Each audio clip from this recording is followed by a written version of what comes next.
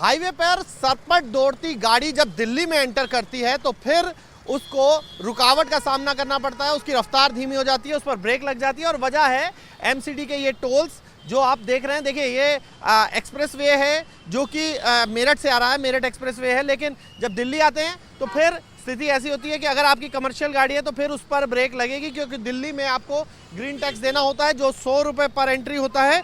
और उसी को देखते हुए अब उनको हटाने पर NHAI विचार कर रही है कि उन्हें कुछ दूरी पर लेके जाया जाए। यानी कि जैसे आप अगर देखें तो जो भी NH9 जैसे गाजियाबाद और नोएडा को जोड़ने वाला NH9 है, NH48 दिल्ली गुड़गांव को जोड़ने वाला है, तो इन पर ECC यानी कि पर्यावरण क्षतिपूर्ति शुल्क जो है वो लगता है और उसको लेने के लिए MCD जो है यहाँ पर तैनाती करती है।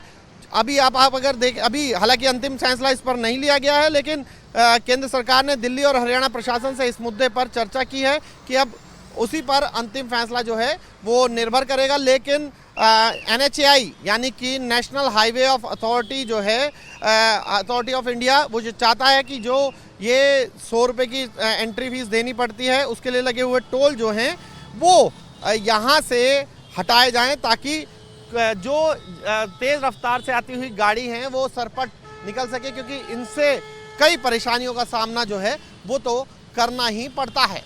हम यहाँ पर रहकर कई घंटे तक हमें जाम में लगना पड़ता है यहाँ पर रहकर भैया जी। ये जो लाइन लगती है इससे कितना नुकसान होता है आप लोगों को, कितना टाइम वेस्ट होता है? लगता है आपको यहाँ से अगर हट जाए तो थोड़ा ठीक रहेगा ये? नहीं सर, अब तो इसके बारे में मैं कुछ नहीं बता पाऊंगा। जो टोल है MCD का, हाँ जी, उससे कितना आपको लगता है टाइम? हाँ टाइम वेस्ट होता है जी। हाँ। हाँ जी, कितनी देर जाम में फंसना पड़ता है? क्योंकि हाईवे से तेजी से कभी कभी तो जी 15 मिनट भी फंसते हैं, 20 मिनट 15-20 मिनट फंस जाते हैं।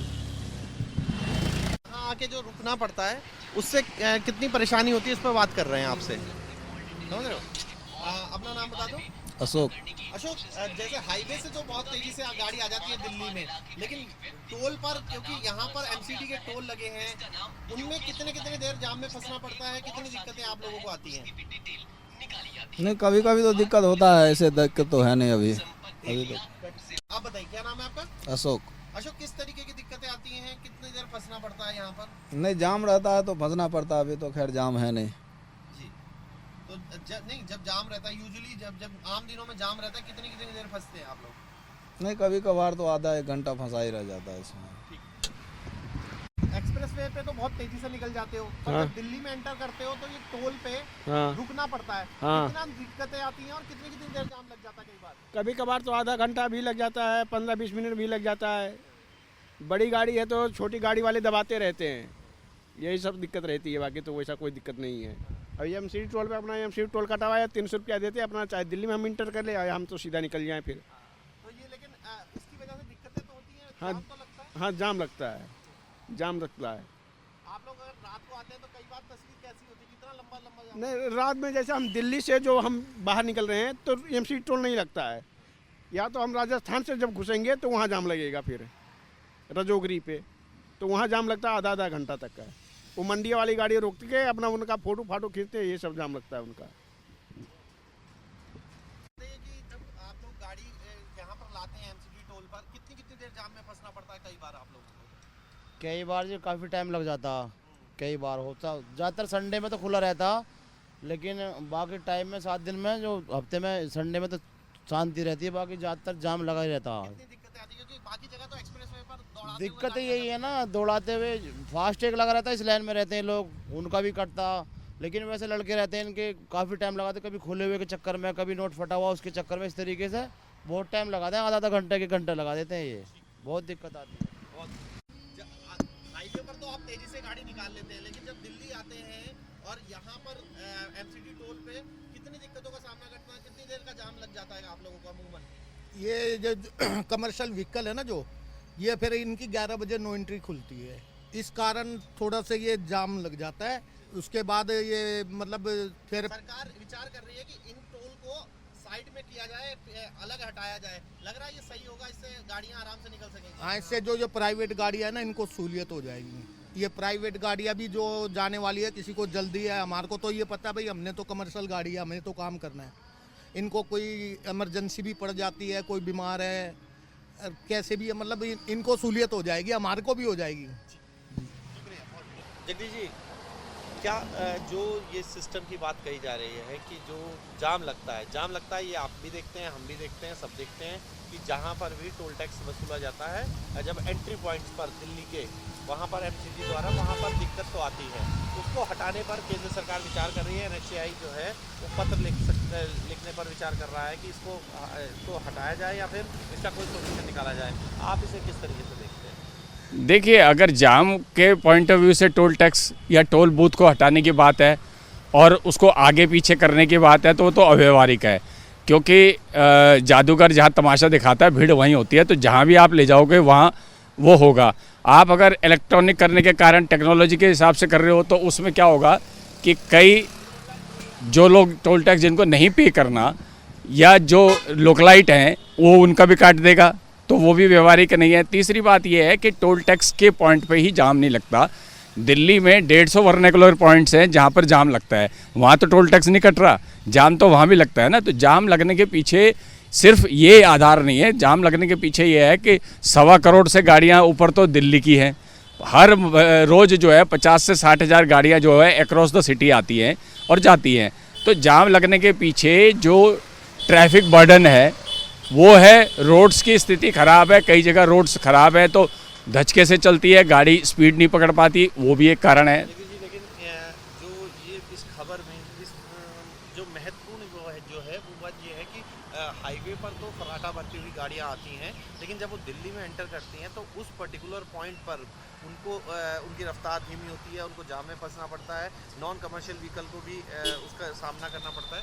इसको हटाने पर जो है विचार किया जा रहा है। नहीं, मेरा ये मानना है कि देखिए, जीएसटी लागू हुई थी 2017 में और जीएसटी में ये कहा गया था कि जगह जगह टोल देना पड़ता है, जगह जगह टैक्स देना पड़ता है। इसलिए भारत सरकार ये चाहती है फर्स्ट पॉइंट टैक्स देकर बाकी सारे टैक्सों को ख़त्म किया जाए। तो उस 2017 में जब जीएसटी देश ने लागू कर लिया, सभी स्टेट्स ने लागू कर लिया, तो लोगों से हर जगह टोल लेना या हर चीज़ के अलग अलग टैक्स लेने का कोई कारण नहीं है। ये अन्याय है, लोगों के साथ ठगी है। दूसरी बात यह है कि दिल्ली के जहाँ तक संदर्भ की बात है, दिल्ली में 5th फाइनेंस कमीशन की रिपोर्ट आई हुई है जो काफ़ी समय से लगभग 4-5 साल से टेबल होने का इंतज़ार कर रही है और वो लागू होगी। बीजेपी ने भी जब अपोजिशन में थी ये डिमांड की थी कि 5th फाइनेंस कमीशन की रिपोर्ट लागू होनी चाहिए। केजरीवाल सरकार ने उसको लेने किया हाउस में और वो लागू नहीं हुई। लेकिन फिर उस 5th फाइनेंस कमीशन की रिपोर्ट में भी स्पष्ट लिखा है कि दिल्ली में टोल टैक्स लेना नहीं चाहिए, टोल टैक्स लेना गलत है दिल्ली में। तो मैं समझता हूँ कि जाम को अगर कम करने के लिए आप सीरियस हो तो ऐसे आगे पीछे कोई भी रास्ता अपनाने की जगह उसको टोल टैक्स को ख़त्म करिए। आप ख़त्म करेंगे तो जाहिर तौर पे टोल जब नहीं होगा, अब कई जगह मैंने देखा है कि एक तो गडकरी जी ने भी कहा था कि एक पैरा बनाया था कि इतने किलोमीटर तक कोई टोल 2 नहीं देने पड़ेंगे। तो उस आधार पर भी बहुत जगह बॉर्डर से within kilometre, within half kilometre, within 2 kilometre toll लिए जा रहा है। तो जब वहाँ कट गया तो यहाँ टोल आने की ज़रूरत नहीं है, अगर उस टोल ब्रिज का भी कोई उपयोग करना है तो। दूसरी बात ये है कि जो टोल है वो क्यों ज़बरदस्ती का थोपा है। बट टोल जनता ने नहीं मांगा, आपने अगर दूसरे के पैसे से बनाया है तो सरकार दे ना उसको, उसके फाइनेंशियल आउटपुट जनता क्यों दे और जनता क्यों पैसे, या आप। और दूसरी सबसे इम्पॉर्टेंट बात यह है कि चाहे दिल्ली हो, चाहे उत्तर प्रदेश हो, चाहे हरियाणा हो, चाहे एडजेसेंट कोई भी स्टेट हो, आप जब भी गाड़ी कोई खरीदता है तो आप उससे रोड टैक्स ले रहे हो। तो कितने टैक्स लोगे आप? आपने रोड टैक्स ऑलरेडी ले लिया ना। तो रोड टैक्स आपने ले लिया तो उस रोड्स पर चलाने का उसको अथॉरिटी मिल गई, तो फिर काहे का आप एक और टैक्स ले रहे हो। लेकिन जगदीश जी, ये जो इसमें ईसीसी टैक्स भी शामिल है, ग्रीन टैक्स जिसे कहा जाता है, जो कि सुप्रीम कोर्ट 2015 का जो आदेश है उसके आधार पर वसूला जा रहा है। दिल्ली में आने वाले जो बड़े और मध्यम वर्ग के कमर्शियल वाहन हैं वो भी उनसे भी वसूला जाता है। तो ऐसे में असल में सिस्टम क्या नज़र आता है आपको जिसके आधार पर इस पर्टिकुलर पॉइंट पर, क्योंकि आप एमसीडी का बड़ा एक्सपीरियंस आपको है, पर्टिकुलर पॉइंट्स पर जो है वो जाम ना लगे और ये टैक्स भी जो है जो सरकार का खजाना भी खाली ना हो और इस तरीके से जाम भी ना लगे। देखिए, कॉमर्शियल टैक्स पर जो जिस भी प्रकार का आप चाहे ग्रीन टैक्स से चाहे कोई भी टैक्स लगाना चाहते हो, कॉमर्शियल व्हीकल्स का हर साल जो है उसको रिवाइज करते हैं, उसको जो है रिवोक करते हैं, उनके लाइसेंस को, उनके सर्टिफिकेट्स को। जैसे पॉल्यूशन टेस्ट कराना मैंडेटरी है, वैसे ही आप उनका हर साल गाड़ी का ऑटोमेटिकली ग्रीन टैक्स काट लो। एक फिक्स अमाउंट कर लो, जैसे आपने रोड टैक्स का किया है कि भाई रोड्स का आप यूज़ कर रहे हो तो आपने इतना टैक्स देना है।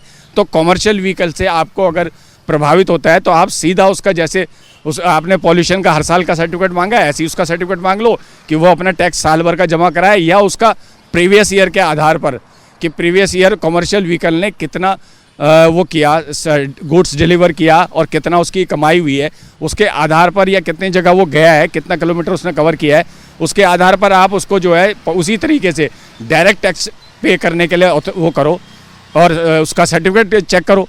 तो आपको जनता से और ज़मीन से उसको कनेक्ट करने की ज़रूरत नहीं है। इसमें ये बात सही है, मैं बिल्कुल सही मानता हूँ कि कॉमर्शियल व्हीकल के चलते जो रेजिडेंशियल है या जो नॉन कॉमर्शियल व्हीकल्स हैं अपनी फैमिली के साथ जा रहे हैं, उन्हें भी लाइन में लंबा खड़ा होना पड़ता है, उन्हें भी वेट करना पड़ता है। और उस जाम का सफ़र 70% वो लोग बनते हैं जो जिनका कमर्शियल व्हीकल नहीं है, जिनका कोई कमर्शियल एक्टिविटी नहीं है, उनको क्यों आप सब परेशान कर रहे हो। तो मैं ये मानता हूँ न केवल टोल बूथ बॉर्डर से हटाने के बाद है, टोल टैक्स ही समाप्त होना चाहिए। एक लाइन ये कहा जा रहा है कि कमर्शियल जो वाहन है उनसे क्योंकि टैक्स वसूलना है और ईसीसी वसूलना है, तो इसलिए क्रेडिट सिस्टम जो है जिसके ज़रिए ऊपरी जिसके सिस्टम उसके ज़रिए ही ये टैक्स वसूल लिया जाएगा, तो इस पर भी विचार हो रहा है। कितना आप इसको मानते हैं सही? नहीं, ये है तो ठीक, करना तो चाहिए, उससे जाम की स्थिति कम होगी। क्योंकि आपने देखा होगा कि दिल्ली में ट्रैफिक पुलिस ने भी चौराहों पे कैमरास लगाए हैं और उसके आधार पर वो चालान उनको भेज देते हैं और चालान डिलीवर करता है। हालांकि उसमें थोड़ी त्रुटियां भी हो जाती हैं कभी कभी, लेकिन ओवरऑल मैं समझता हूँ कि 90% वो सिस्टम जो है ठीक है। वो एक हो सकता है क्योंकि उसमें आपने जो कॉमर्शियल है उनको तो चला ही जाएगा। मान लो गलती से किसी दूसरे को चला गया तो वो जाके एजेंसी से बात करके अपना जो है विड्रॉ करवा सकता है चार्ज। तो मैं समझता हूँ कि वो फिर भी बेहतर है।